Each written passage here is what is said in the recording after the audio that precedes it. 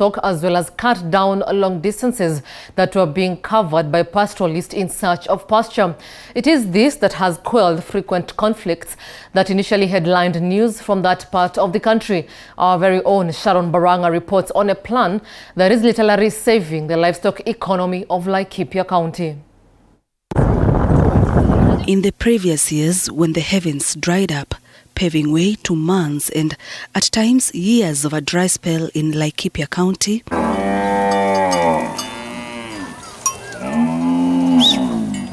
anxiety set in among the pastoralist communities. Reason being, the drought spelled doom for them, as it meant losing their livestock, going for days without food, walking hundreds of kilometers in search of pasture and insecurity. But their history has changed after communities and private conservancies introduced management of grazing fields. This injected hope to a people who would have been counting hundreds of carcasses of their livestock by now. Mampasoi from Lenaisho knows this too well. Mimi naitwa Mampasoi. Sekute Punywa. Area hii mvua imekataa kunyesha na kwa jilali. Na hii jilali inaua ng'ombe. Na sisi tunaenda kuongea na hawa wasungu kuomba mahali ya kulisha. Na tunaongea, tunaelewana, hawa natusaidia. Ndio sasa ndio tuko hapa kulisha ng'ombe. Na hii masehemu unaona sasa kama hii barabara ndio mpaka. Ng'ambo ile hatuwezi ingia ng'ambo ile. Na katia sisi sehemu ya ukula. Na tunatumisha hiyo masharti ya mwenye shamba. Na hawa kama hawa ndio nakuja tusaidiane na sisi kuchungulia vile sisi tunalisha mali. Hii mali kama hapana pata hii nyasi kwetu hakuna kitu. Hakuna. Lakini hapa anatusaidia. Hii nyasi inatusaidia ndio ng'ombe tuone kama atangoja mvua nyingine akinyesha. Niko na ng'ombe 100 mpaka 200 na anafurahia sana kwa sababu kama sio hii nyasi ingekuwa na ng'ombe saa hii ingekuwa imeisha. Na unajua hakuna shamba yangu ingine, ni hii mali tu. Nategemea mali, akiisha nakosa chakula. Hata saa hii unaweza kuniona ama hii kijana. Hii ng'ombe hakuna maziwa. Shauri ya hii nyasi imekauka, maziwa ni kidogo. Zile ng'ombe saizi ziko hapa ni zaidi ya 4,000 ambayo inahusisha 5 group ranches. Kuna Lingwesi, Lekuruki, Mayanat na Murupusi. Na hii kiangazi imekuwa kwa muda, kwa saizi kama hizi ng'ombe kuingia Lenaisho, sinziale saizi hawangekuwa na hizi ng'ombe. At Loldaiga, there are over 11,000 heads of cattle grazing. For months, this will be a temporary home to 250 pastoralists and their cattle. Some covered hundreds of kilometers to be here. This is a very deadly drought. We have agreed that we get into a deal with the private properties. There's no more illegal grazing at night. We have sat down and get into an agreement whereby we pay a fee for water and grazing. And actually we have developed a grazing plan. All the animals you are seeing here are grazing per that plan. We have developed blocks whereby we have a number of days that we graze per block. We have been given roughly like more than 20,000 hectares of grazing here. There's water, and so we are moving as per the plan. We have developed a very comprehensive grazing plan. So that means we are putting into consideration the number of animals, the land, and the social part, which is the people. We are looking actually so that we don't finish grass before the end of the drought. In the agreement, there is a fee of 150 shillings per cow in a month. If you graze beyond a particular agreed block, you will be fined 50 bob per cow. The intention is that it's not a profit-making enterprise. It just covers costs. So we have quite a lot of costs helping with the security, helping with transportation, providing clean drinking water for the herders and owners at the BAMBA location, providing some BAMBA gates for the calves to stop predation by hyena or lion at night. And we're actually since July, we've been dipping the cattle in our spray race with the caricides to reduce the tick load and the tick-borne diseases. Kuna management proper ambayo iliwekwa. Tangu tuingie hii shamba kuna agreement ambayo inahusika sub-county ya Laikipia North, sub-county ya Laikipia East, ambayo agreement ambayo ndio tumeweka mikakati ndio hii wazee wanafuata sheria vilingana vile iko. Ndio wanaweza kuimarisha. Prior to arriving at the decision to have planned grazing fields, this area always dominated news headlines with conflicts between the surrounding communities and ranches when it came to pasture. Traditionally, we used to graze at night, and sometimes animals are arrested, people are fined and caught. But when Oltoilobo comes, Oltoilobo is an umbrella grazing committee which we have formed so that if they can negotiate deals between the private properties and the pastoralists. So we bring in all the people who have cows, and we sat down with a private landowner, and then we agree. And there is peace. There's no more conflict, there's no more wars, there's no more arrest of animals as well as people. Tunashukuru sana sababu bado tuko na amani. Nafikiri wakati mingi sana mnakupatanga alianaishi na kuanga breaking news, vile ufamizi, vile harakati wakigomana na community. Lakini Mungu ni mwema kwa sababu saizi hakuna ile mapigano, hakuna ile tuseme kama wako pamoja, harmony community pamoja na wenye mali. I joined Olanaishu in 2017 where we had some serious security challenges. In order to dissipate that antagonism between the communities and the ranch, we started providing what we know as crisis grazing during periods of drought or dry weather to try and build the relationship between the neighbors and the ranches. Well, I think the conflict is pretty much, I would not be ignorant to say the droughts are making it happen. But I think my personal feeling is it's mostly driven by politics because we do have droughts after every 2 years. But it's never a big issue until when we get close to elections.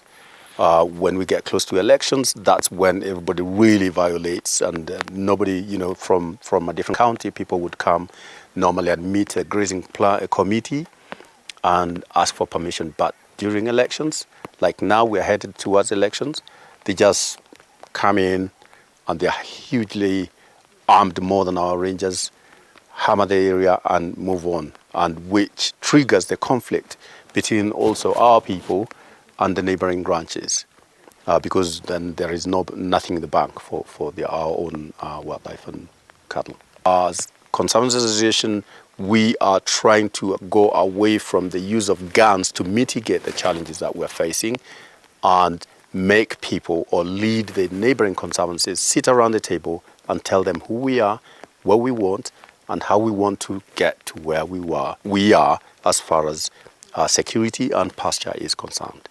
And I strongly believe that it's the high time we make that happen, and we have the energy and the capability to make that happen, working close with the national government. As part of the agreement, there is a body that oversees the whole process. A grazing committee is the one that really deals directly with the communities. And our land is about 23,000 acres, and we've divided it into 5 blocks, which means our members can be guided on where to take their animals at a certain time of the year, not throughout the year, but during the drought, as a way of controlling grazing. And that department by itself has even employees from rangers to grazing coordinator.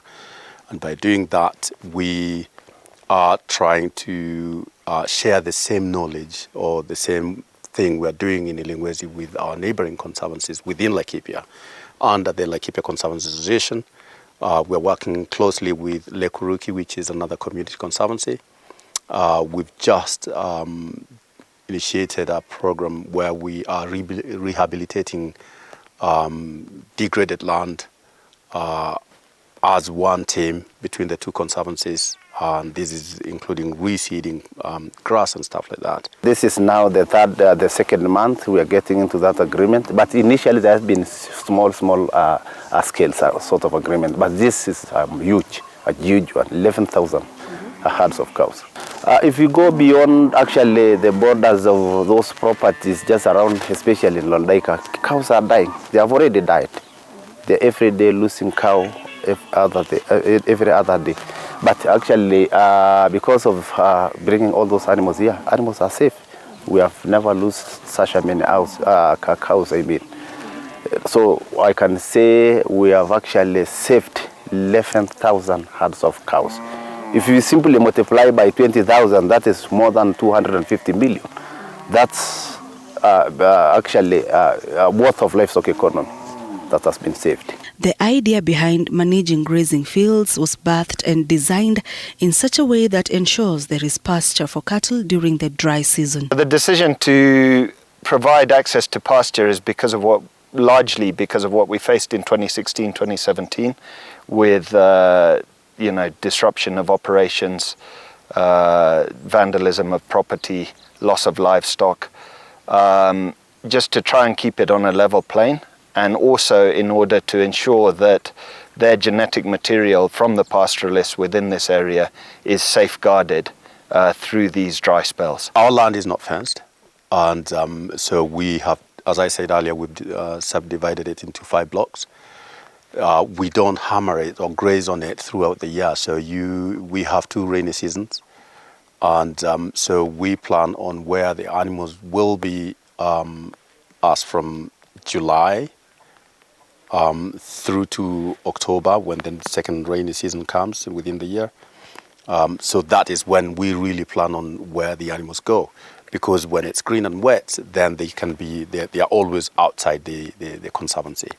So we've got very few years months in a year where we have the cattle within the conservancy. Though even though I've said that, global warming is real. The rainy seasons are unpredictable nowadays, so that becomes a challenge. But it only becomes a challenge because one is it rains when we don't expect, or it doesn't rain when we expect it. And the big challenge is not really about global warming. Normally, a time like this, it would be raining, and just before November, we would have a smaller herd of cattle with the community members here, because most of the cows would be up on Mount Kenya. Even though the management of grazing fields has brought about cohesion, there are challenges that communities here have to deal with. Our neighboring conservancies outside the county really do not respect the rules set by the owners of this land. They bring the herds, they hammer the grass, and that's why the land looks so bare. Block 5 into the border, Block 5 and between Block 4, tunafika tu ikiwa kwamba watu wameshamaliza, kwa sababu wanakuja, sometimes wanakuja in force using weapons, sometimes wanakuja tu kwa illegal grazing kawaida. So almost in Block 5 hatuna plan ya nyasi other people come and graze. Hiyo ndio mambo ya nyasi. And sometimes tuko na challenges na pia na hiyo watu yetu, sababu iko wengine ambayo wanaiba kidogo, lakini tunakuwa na sheria ambaye kama kwa hiyo community zetu iko na sheria. Mtu amekuwa amegraze illegally iko fine, iko kitu kama hizo. Pia na mkutano unakuja kwa force, lakini we are using unafanya mambo ya dialogue through NRT, na pia ikipita hakuna otherwise mpaka hata sisi tutumie njia nyingine. Tunaita serikali. This is a wildlife place. We have predators like hyenas and lions killing almost a cow every single day. But that does not actually scare us, because we are used to live with wildlife. Sometimes we get incentive because we are employed in those private properties. So in exchange of one cow lost, so many people working and getting salaries at the end of the day. Management of the grazing fields also shoulders wildlife that often die as a result of drought. We are even forced to feed warthogs and all the wild animals, not alone, leave alone domestic animals. If I had the power, or we had the power, we would make them obey the rules, or take control of their land. They've got bigger chunks of land than we do, but they just they don't manage them, and it's pretty hard for us to get to where we want to get. Our aim is to avoid what we call crisis grazing to a well-managed grazing plan within the group ranch or within Laikipia County. We have white rhinos, we're feeding them, and we're feeding the rest. It's costing us not less than 3,000 shillings a day to throw hay there and some stuff for the animals to feed on. And mostly this block, during the dry spell, we preserve for wildlife. So when we are doing our grazing plans, we normally consider. So when we are doing the calculations of the forage, we normally graze maybe up to 40%. The other 60% we left for the land and for the wildlife. Management of grazing fields under the Laikipia Conservancy Association in Laikipia County is literally saving the livestock economy of the county. Grazing agreement has been done in a small scale, but because of Laikipia Conservancy Association, it has now been scaled up. Now African Nature Investors is coming up, taking up a number of properties, and that has just seen that grazing is also scaled up. You can now find Olenaisho, Lolaika, Borana is coming together and they embrace such a kind of agreement so that we engage more pastoralists, more animals, and save such a livestock economy. Good management is key to good pasture, and we believe that here at the Conservancy we've been really sensitive and careful in our planning for grazing.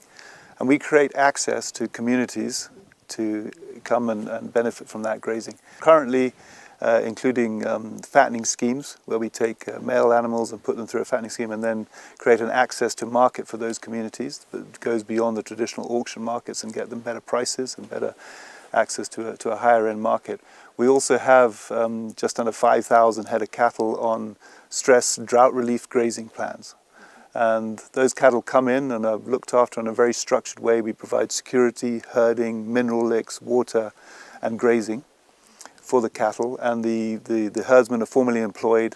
They receive a monthly salary, and there's veterinary control, dipping and methodology behind all the management.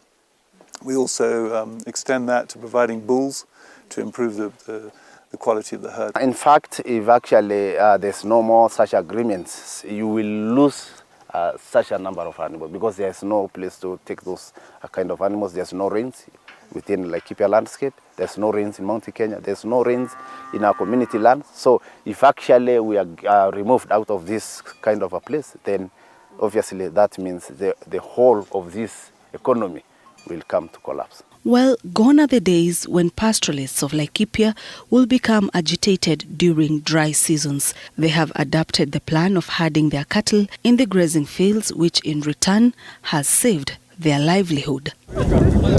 Sharon Baranga, TV47 in the county of Laikipia.